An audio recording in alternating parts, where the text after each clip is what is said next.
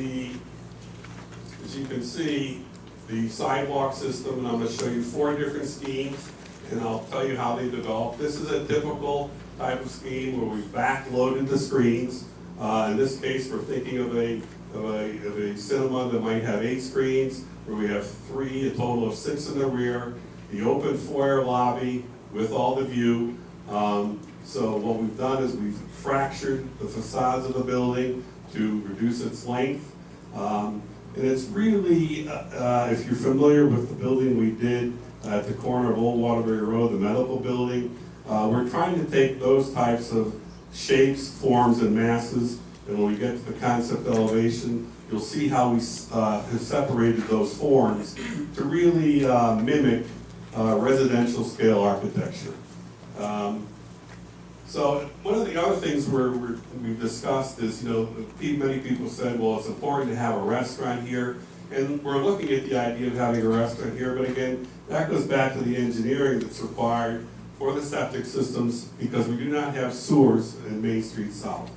Again, the corridor system, access to it, pedestrian access, layers of trees.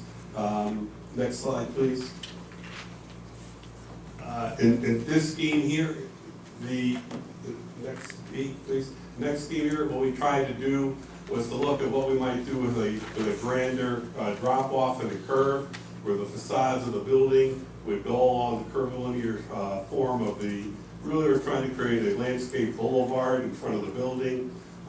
We have created essentially 2 buildings connected by a garden that when one walks into the lobby, you'll be seeing glazing on both sides. You'll have a garden area with flowers, to the open foyer, again to the upper views to the landscape in the rear of Southbury. There really isn't any other type of cinema house that I'm aware of that has this type of design criteria. Next, please. This particular scheme looks at the idea of, with linear park. Do we try to create another small mini gazebo, and from the center of that gazebo, do we radiate out and then create a building in form and massing? Again, all with the same ideas, with the lobby in the back of the building rather than the front.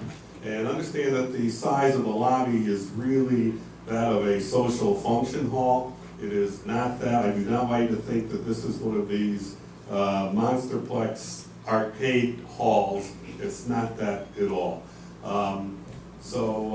With that in mind, if I could try to go to the next slide.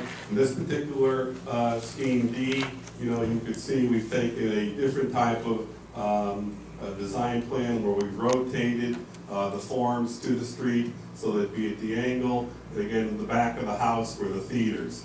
Our goal was to have the theaters, which require to have a 16-foot clear ceiling height, would be in the back side, and the retail spaces in the front, their interior ceilings, which would be lower, which will help us control the massing, would be range from 10 to 12 feet.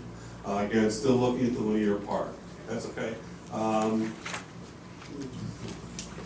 Correct. Our goal is, again, as I said earlier, there were companies that came in and they truly wanted to drop, and theaters were discussed, and they were not with family-run businesses, they were with corporate entities that were out of New York and Los Angeles, and they wouldn't waste 1 minute with you as we are trying to do this evening.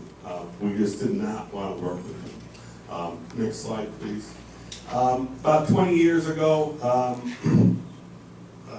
a friend of mine who's a planner, 25 years ago, his name's Andre Zawani, is a land planner, and he developed Mashpee Commons in Cape Cod.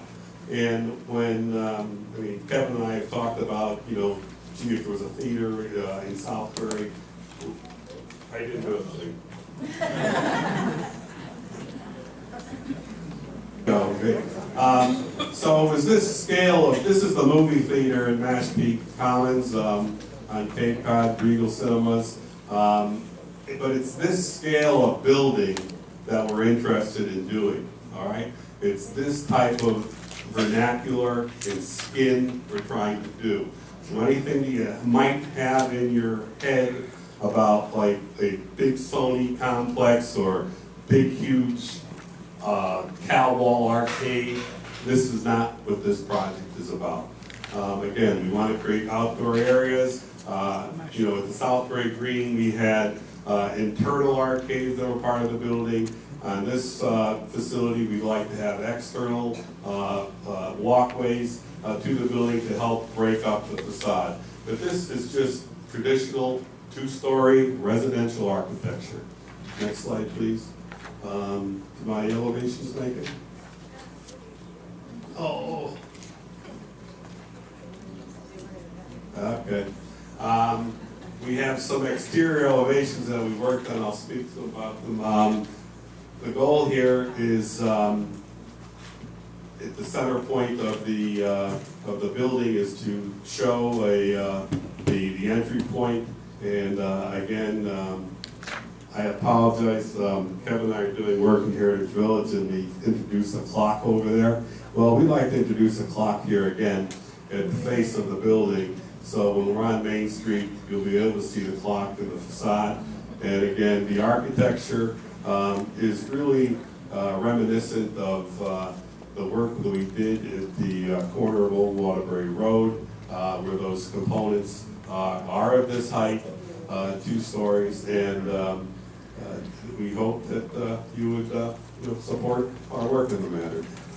As I was just as an aside comment, I found this Money magazine that came to the office. It's this month.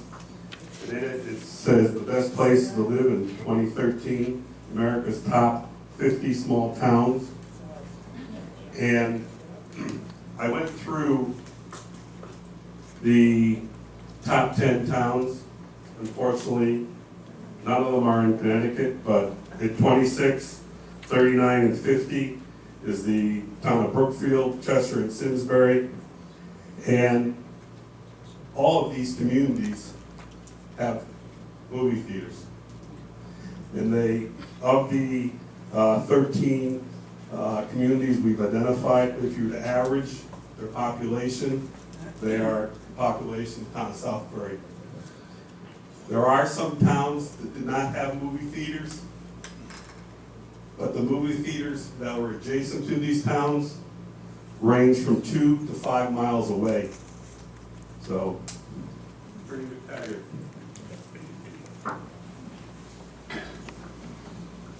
We talked already about this, but the property that's on the backside, the 12 acres that's over there will connect and can connect to Flat Farm, which I think most of you know the Southbury Land Trust is a steward of.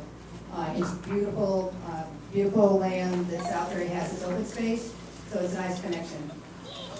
There's tax benefits to this. Some people have asked what they'll be. We've been trying to work that out, but certainly we have tax exempt property right now that's been owned by the post office. It was excess land that was sold, and it will become commercially taxable property. It certainly will be over $200,000 a year in tax dollars to the town. The cinema and the playhouse and jobs. The cinema alone will create approximately 48 new jobs. Bob has indicated that typically about half of those would be young people. They'll also, in this case, we may have seniors that are interested in full-time or part-time jobs. So there will be approximately 48 jobs with just the cinema. The playhouse, the restaurant, the retail space, we haven't even added on to that, and that will make the job market even better. The other thing about the jobs, local people with high school age, college age students, they can stay in town, work in town. This is something that's not easy sometimes in Southbury.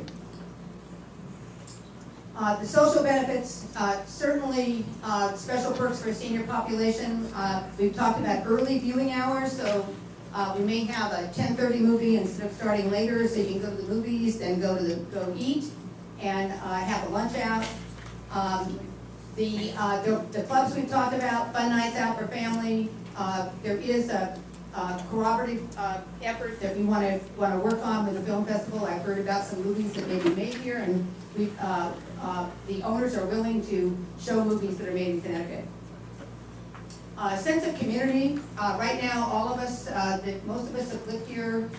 Occasionally, we do come down to Parks and Rec type events, but a community theater provides a place that the people can come, get together of all ages, interact socially, and not just go home to our houses and come in to shop. This creates a more vital downtown area.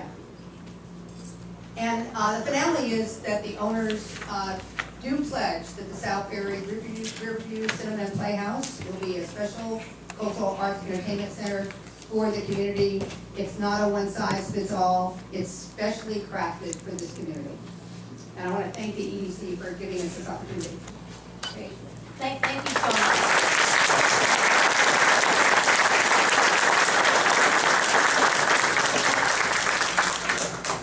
Very much appreciate all of you being here this evening. Extremely detailed, informative. What I'd like to do at this point is open it up first to the members of the EDC as well as those members of the Board of Selectmen. Are most likely for both traffic and septic in order to accommodate what we're talking about here. So there will be, we're probably talking about hopefully within a year getting up and going. Thank you. Mr. Darren?